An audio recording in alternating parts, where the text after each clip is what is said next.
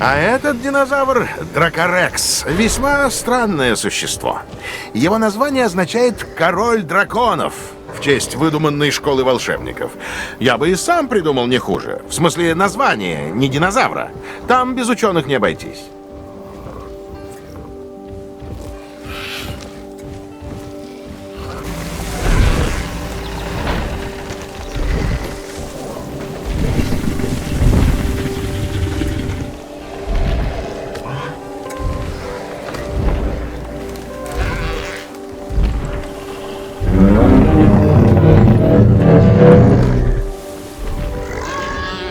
Это животное, хоть и травоядное, может дать отпор многим хищникам. Дредноутус, так зовут этого здоровяка. На вашем месте я бы держался от него подальше.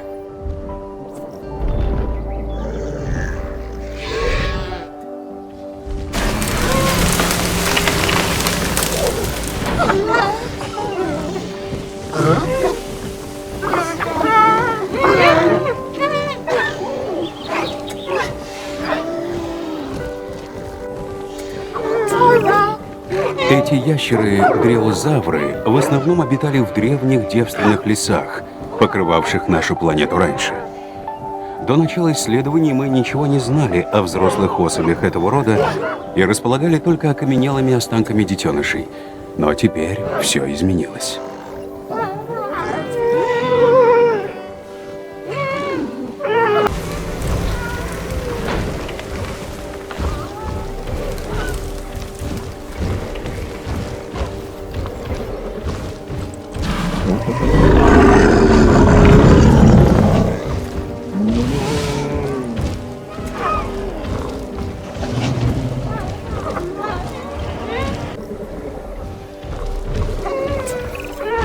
Интересуетесь динозаврами с необычно длинными хвостами? Присмотритесь к зауропельте. Почти все тело этого ящера облачено в костяной панцирь, а на шее длинные шипы. Однако нрав у зауропельты относительно мирный, особенно если поместить ее в подходящую среду.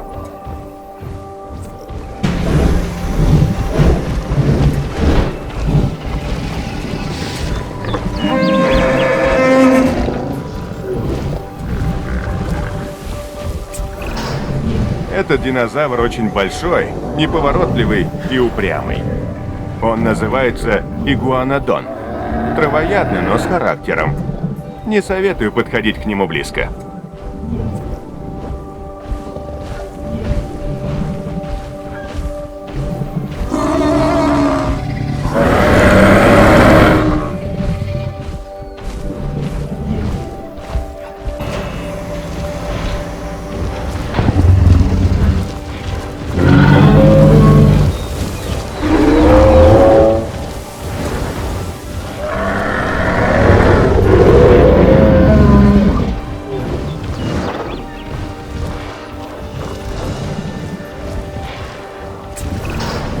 На пластины вуэрозавра заглядываться не стоит. Следите лучше за хвостом, утыканным длинными шипами. Если этот ящер им замахнется, мало не покажется, а значит, разумно держаться от него подальше.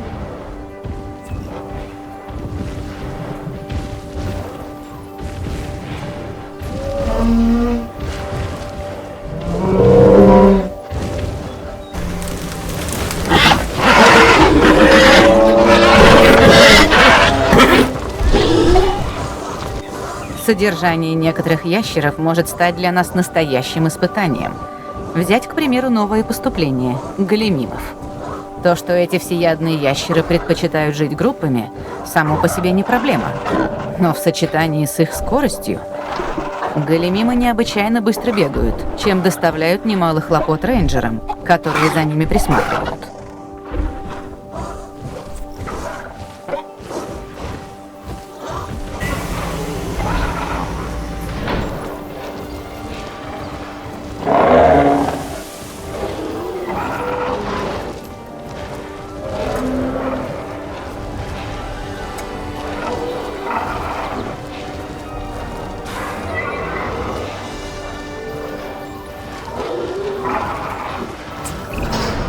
Гигант-спинозавр, которого вы здесь видите, не совсем соответствует своему названию. Нет, он, конечно, большой, но довольно смирный. Только берегитесь шипов у него на плечах. От них одни неприятности.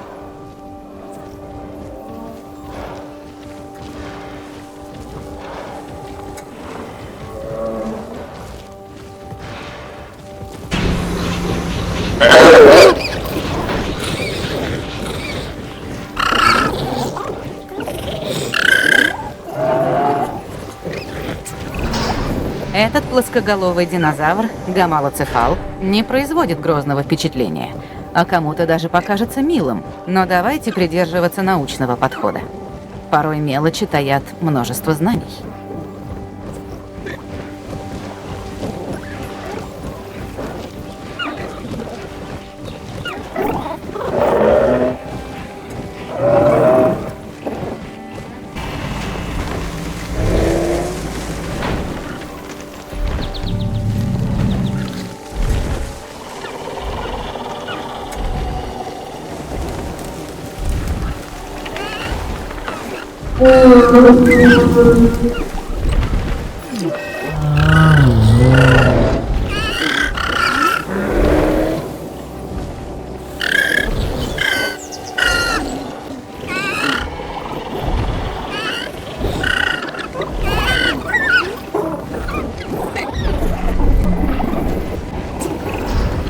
Диплодоки, как и некоторые другие гиганты, когда-то считались крупнейшими из известных животных. Теперь, благодаря нашим обширным исследованиям, мы можем увидеть их воочию. Моя задача – узнать об этих динозаврах как можно больше. Ваша – сделать все, чтобы эти чудесные существа выжили в современном мире.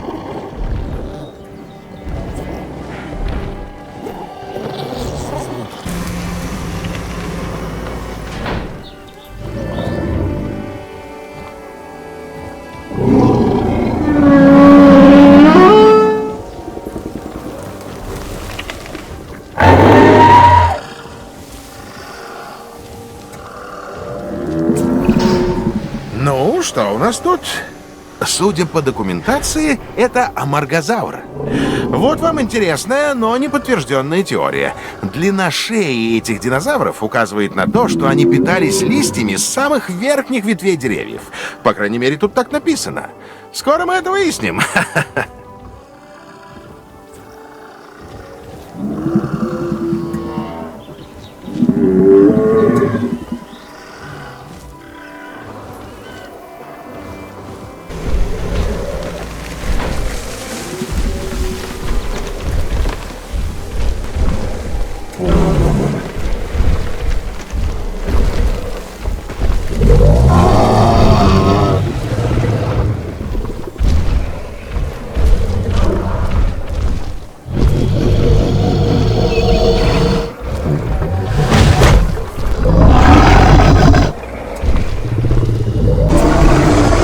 Этого назвали анкилозавром. А я бы его назвал ходячей проблемой в панцире. Впрочем, кое-кому он может показаться милым, забавным, даже очаровательным. Каждому свое.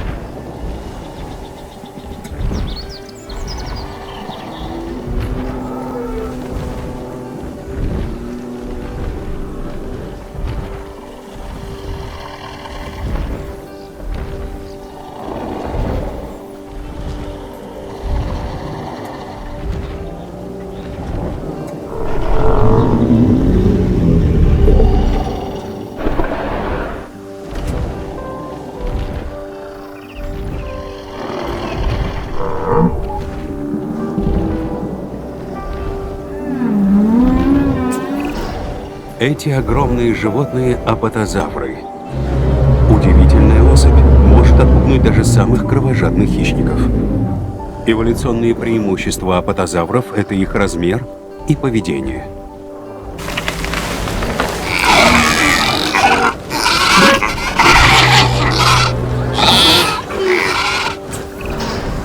Было много споров о том, являются ли динозавры предками современных птиц, пока в парке не появился этот экземпляр.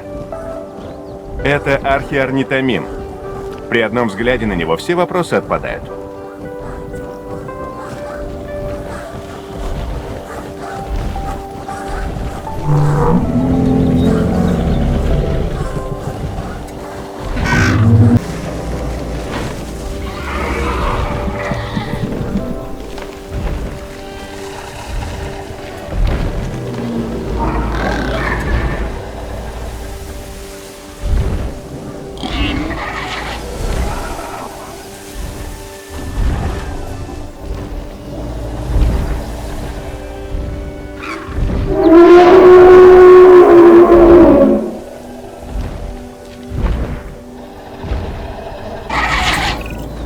Итак, это у нас брахиозавр.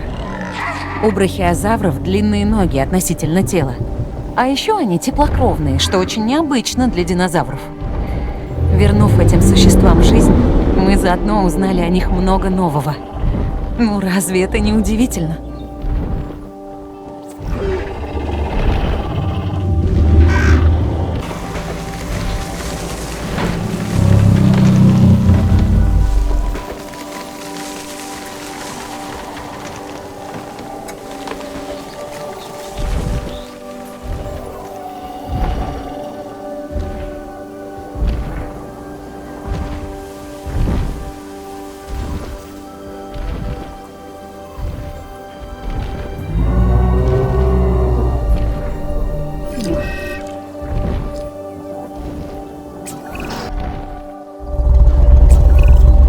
Этот динозавр – нечто особенное. Вы только посмотрите на его размеры. Маменчезавр – одно из крупнейших животных, когда-либо бродивших по Земле. И теперь, благодаря чудесам генной инженерии, оно может бродить по ней снова.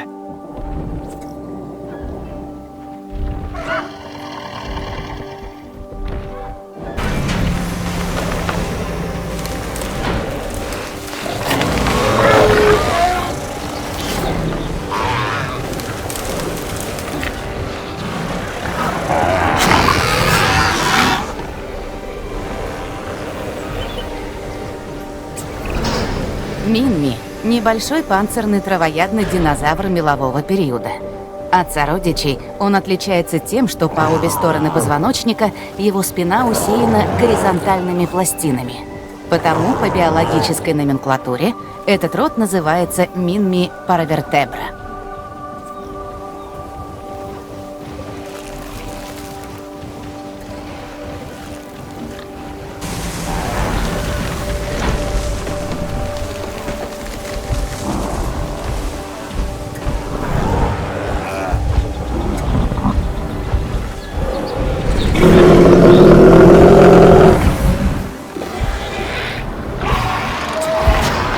Среди ящеров, которые умеют быть изящными и неуклюжими одновременно, мутабурозавр наверняка первый.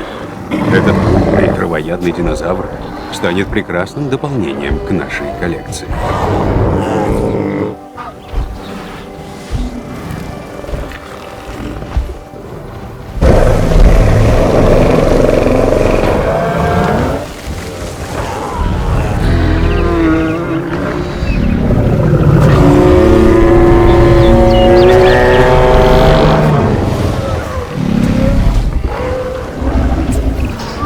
Вам не кажется, что Носотоцератопс похож на современных быков и коров? Посмотрите внимательно на его рога и на то, как они расположены по отношению к глазам. Когда мы возвращаем этих животных к жизни, связь между прошлым и настоящим становится отчетливее, а с ней и наше понимание. Этому и посвящены мои научные изыскания.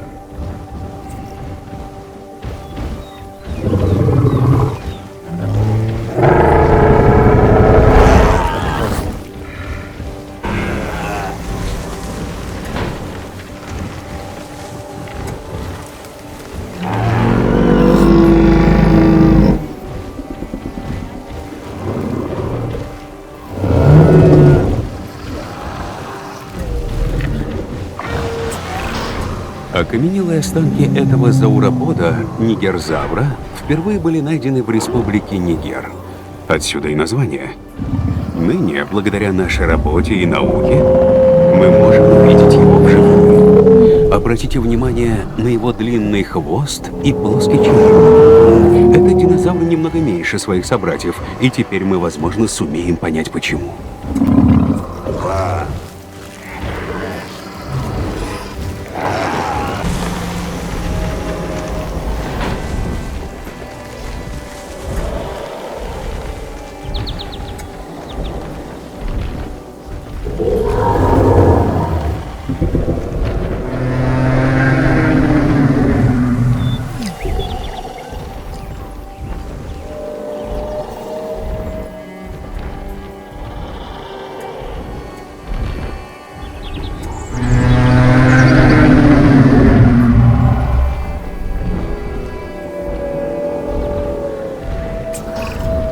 Камарозавр, также известный как камерный ящер, отличается впечатляющими размерами и приплюснутой головой. Эти динозавры предпочитают жить группами. С ними будет непросто, но вы справитесь.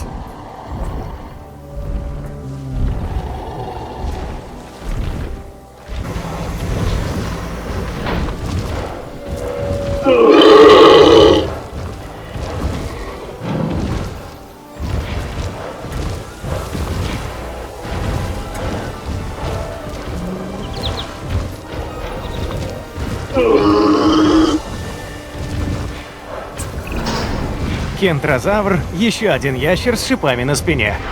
Грозный вид помогает отпугивать хищников, но если это не сработает, им будет непросто загрызть такую добычу.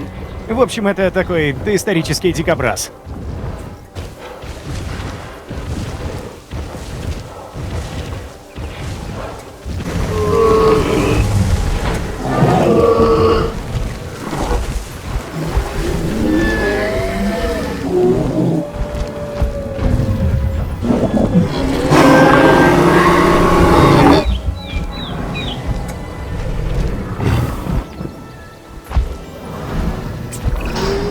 Каритозавр.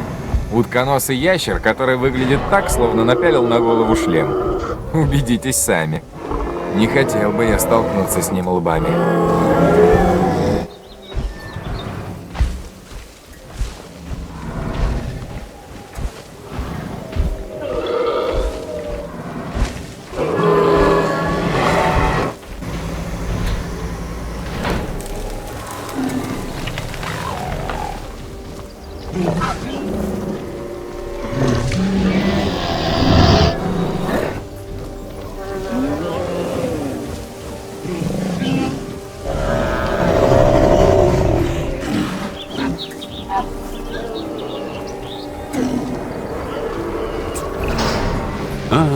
Крихтонзавр.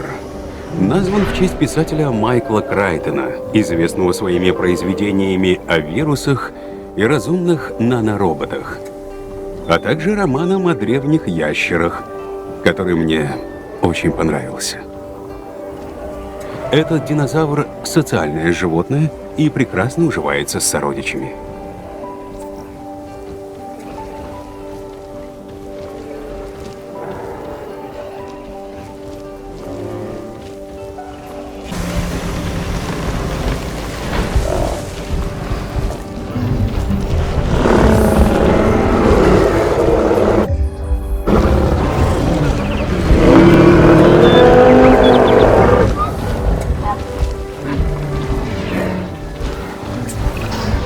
Маязавр известен как ящер-хорошая мать. Первые окаменелости этого рода обнаружили в окружении фрагментов яиц и останков молодняка.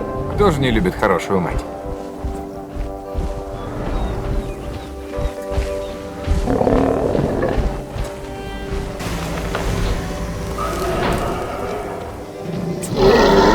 Все живое рано или поздно умирает. Но со смертью динозавра мы лишаемся объекта исследований и вложенных средств. Наши потери колоссальны.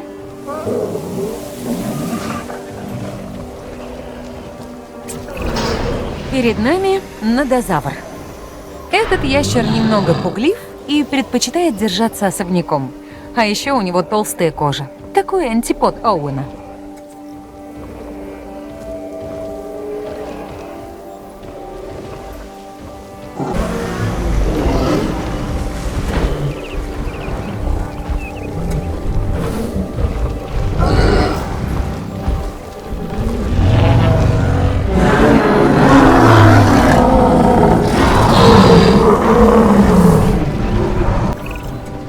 Это утконосый динозавр Алора Титан. Один из последних нептичьих динозавров, живших в природе. Точнее, живущих. Мы возродили Алора Титанов, и сейчас их можно изучать и показывать гостям. Это травоядные ящеры.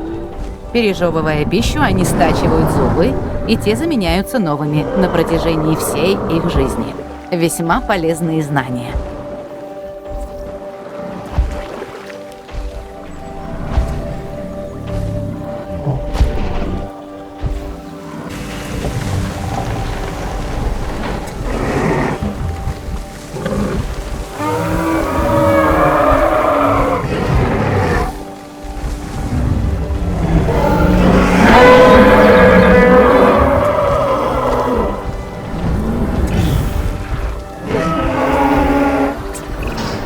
Следующий динозавр, паразауролов, выглядит эффектно.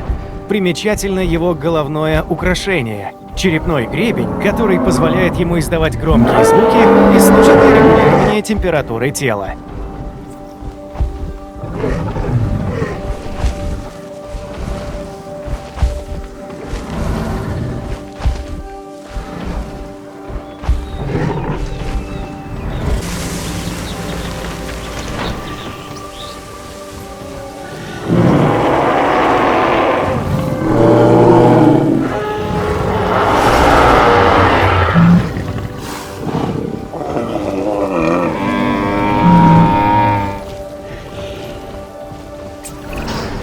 Говорят, чем крепче забор, тем лучше соседи. А я так скажу.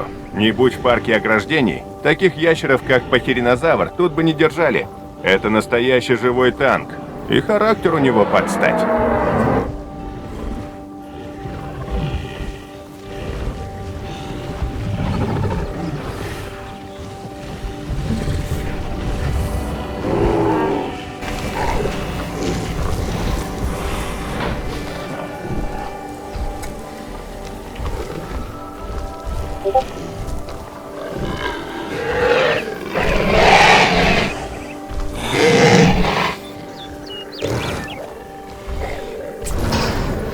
Это пахицефалозавр, что на греческом означает толстоголовый ящер. У него крупный череп, и Клэр не раз обвиняла меня, что я на него похож. Он травоядный, так что она была совершенно не права. Насчет меня, разумеется.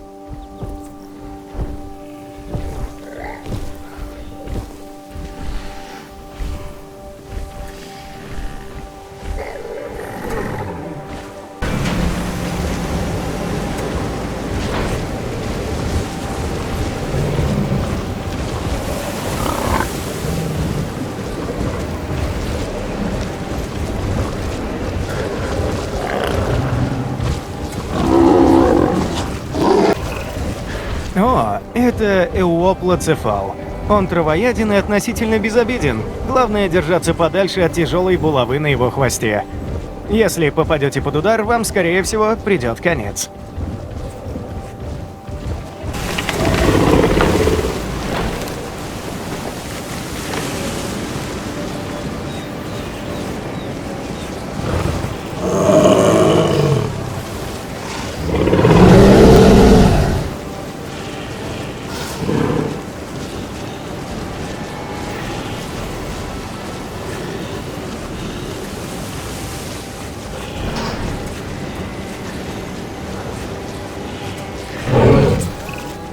В качестве антонима к слову «скромность» в словаре можно разместить фотографию, нет, не Оуэна, а хасмозавра.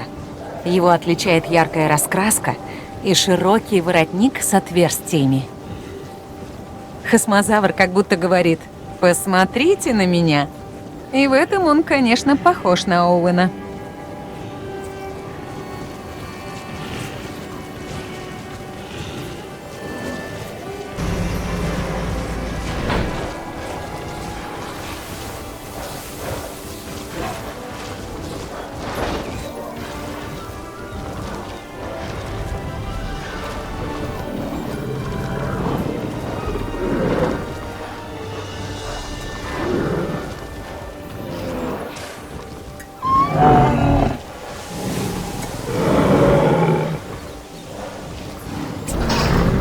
С китайским у меня так себе.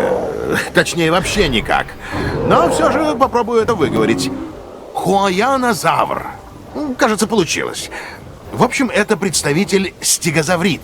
Останки такого динозавра впервые были найдены в китайской провинции Сычуань. Этих ящеров очень любят наши гости и составители кроссвордов.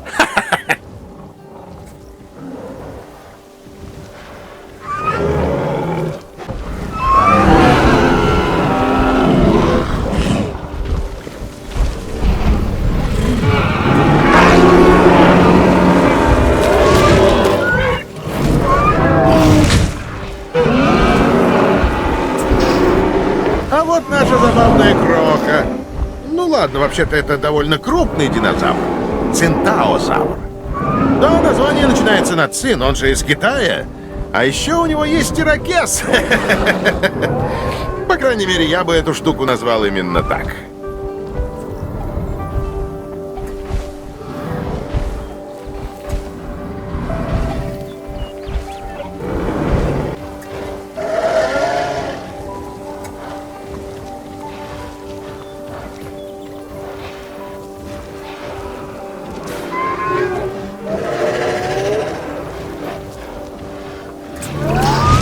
Останки чункингозавра впервые были найдены в Китае. Спину ящера покрывают два ряда характерных пластин. Он может размахивать своим могучим шипастым хвостом, словно булавой. Наблюдать лучше издалека.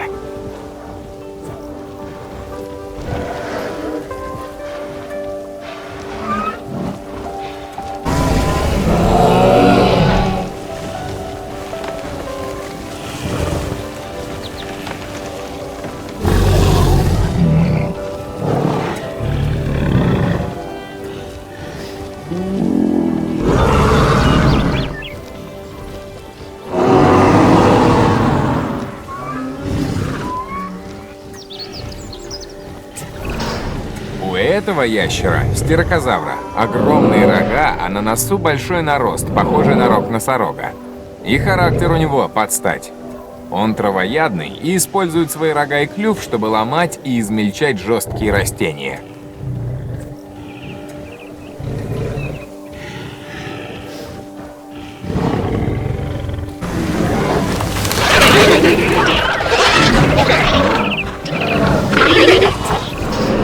Взгляните на страуса, а затем на нашего нового динозавра Струтиомима. Вы точно найдете сходство.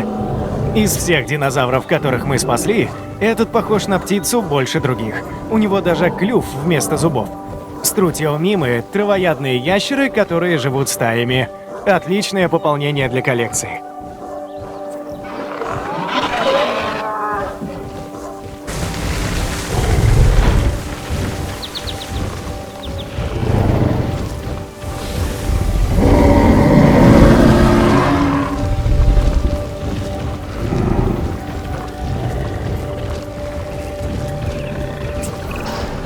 Это тарозавр, обладатель крупнейшего черепа среди всех известных науке сухопутных животных. А еще меня широколобым называют.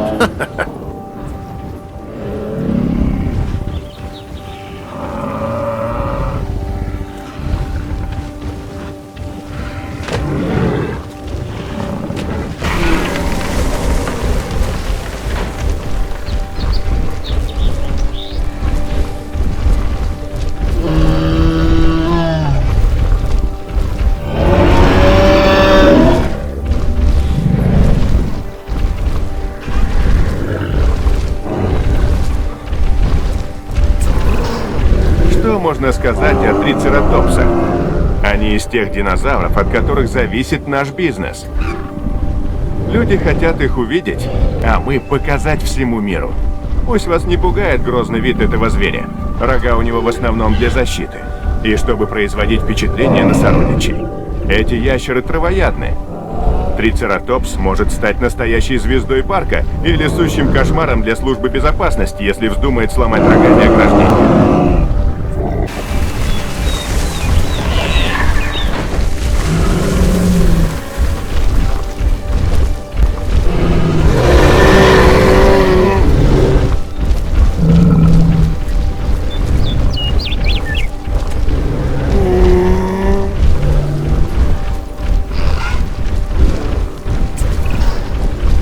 пятирогий пентацератопс. Один рог у него на носу, 2 над глазами, а еще 2 бугорки у основания шейного воротника. Как-то их многовато. Но, может, это и впрямь необходимо.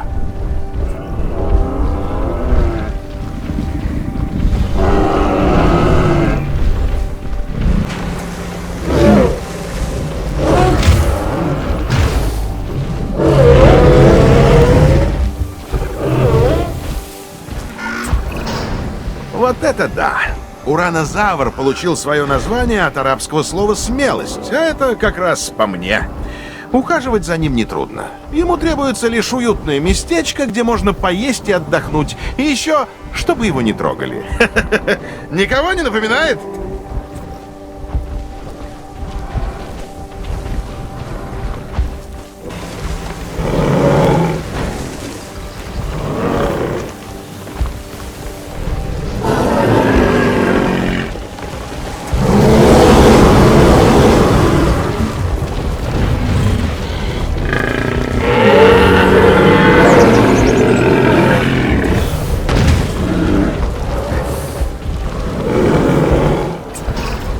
Эдмонтозавры. Любопытно. Эти травоядные ящеры могут передвигаться как на 4, так и на 2 конечностях. Скорее всего, содержать этих особей будет проще, чем большинство других. Учитывайте это при планировании парка.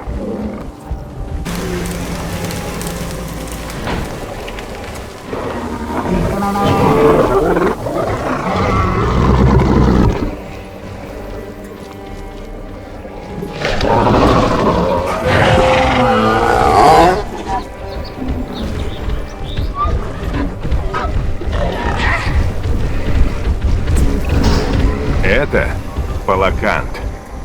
Его тело покрыто прочными пластинами и шипами. С этим динозавром лучше не связываться.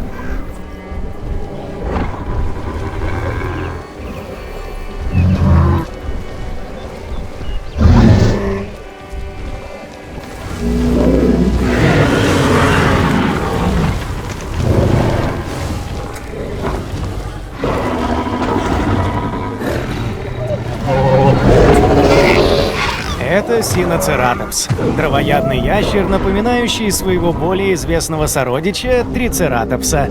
Он довольно мирный, и вы без труда сможете сделать его всеобщим любимцем. Разумеется, без труда — это фигура речи. Надеюсь, вы будете работать усердно.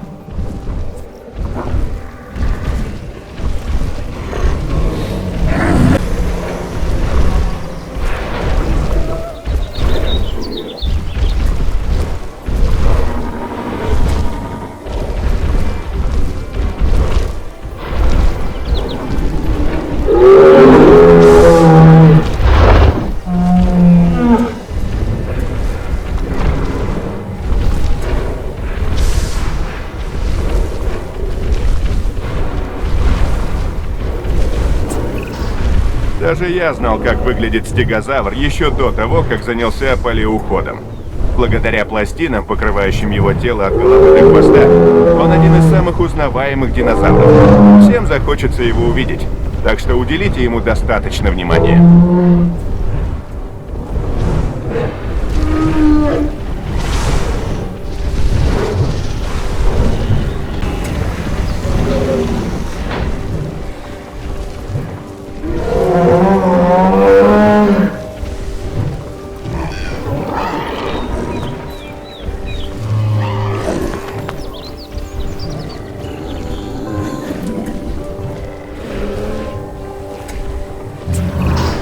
Это стигимолох. В буквальном смысле твердолобый ящер. У него очень толстый череп, увенчанный рогами. Он дружелюбен и послушен, если ему не угрожать. От испуганного стигимолоха лучше держаться подальше. Он с легкостью преодолеет любое ограждение и пробьет себе дорогу через любые препятствия. Учтите это, когда будете решать, куда его поместить.